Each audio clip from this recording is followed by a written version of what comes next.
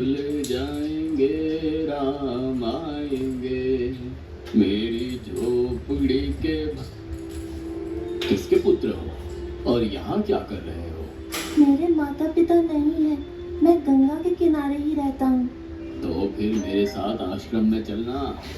मैं आश्रम में अकेला रहता हूँ, तेरे साथ रहते हुए मुझे आनंद होगा। मैं आपके आश्रम आऊंगा, लेकिन मेरा शरीर देख लो बाबा जी। मतलब क्या कहना चाहता है तू? और तेरा नाम क्या है? मेरा नाम अढ़ैया है। अढ़ैया? ऐसा नाम तो इस प्रदेश में नहीं पाया जाता। इसमें कोई प्रदेश से मतलब नहीं है। इस उम्र में मैं 2.5 किलो की बाटी अकेला खाता हूँ और उसके साथ शाक, भाजी, दाल, चावल, मिठाई ये सब अलग से खाता हूँ। इसी कारण लोग मुझे अढ़ैया कहते हैं। अरे कुठार भरे हैं बच्चा, तुझे जितना खाना हो उतना खाना।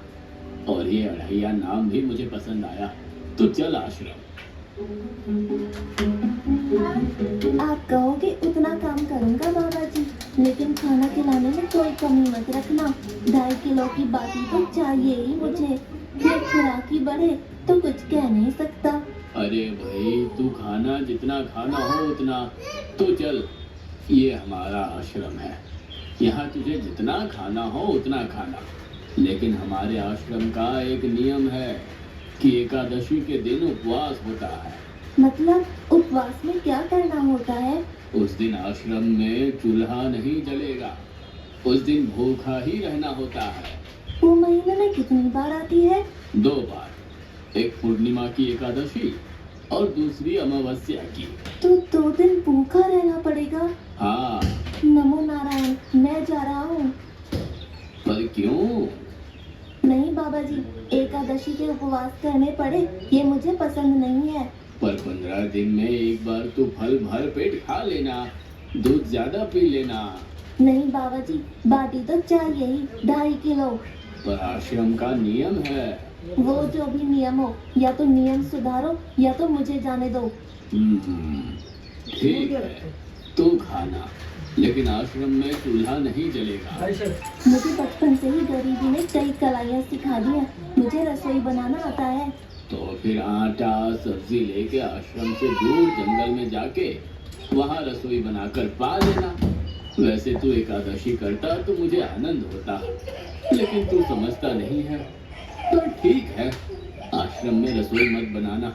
ठीक है बाबा जी, एकादशी के दिन आप रसोई का सामान देना, मैं दूर जंगल में जाके रसोई बना के पालूंगा। कल एकादशी है। हाँ बाबा जी, आप मुझे रसोई का सामान देना, मैं बाहर जाके खाऊंगा। आप यहाँ एकादशी करना। पर बेटा, अभी भी कह रहा हूँ, आश्रम के नियम का उल्लंघन मत कर। बाबा जी, तो फिर आप मुझे जाने दो।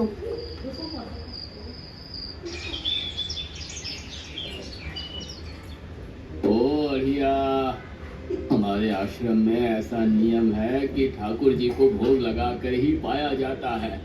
तू एकादशी के दिन ये सब कर रहा है, उसमें मैं मना नहीं करता, पर ठाकुर जी को भोग लगा कर ही पाना। ठाकुर जी मतलब कौन?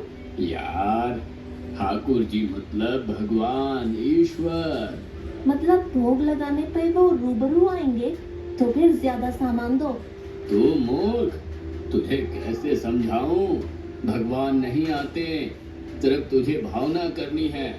कैसी भावना? जब रसोई तैयार हो तब थाली के सामने बैठकर 2 हाथ जोड़कर ठाकुर जी को खाना खाने बुलाना। मेहरबानी करके इतना नियम पालन करना। ठीक है। ये लड़का ठीक है, लेकिन एकादशी की होती तो कितना अच्छा होता।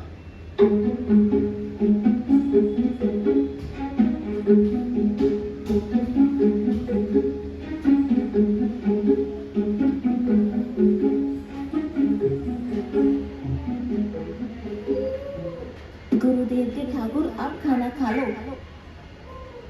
स्वामी, भोजन तैयार है, आप कहाँ जा रहे हैं?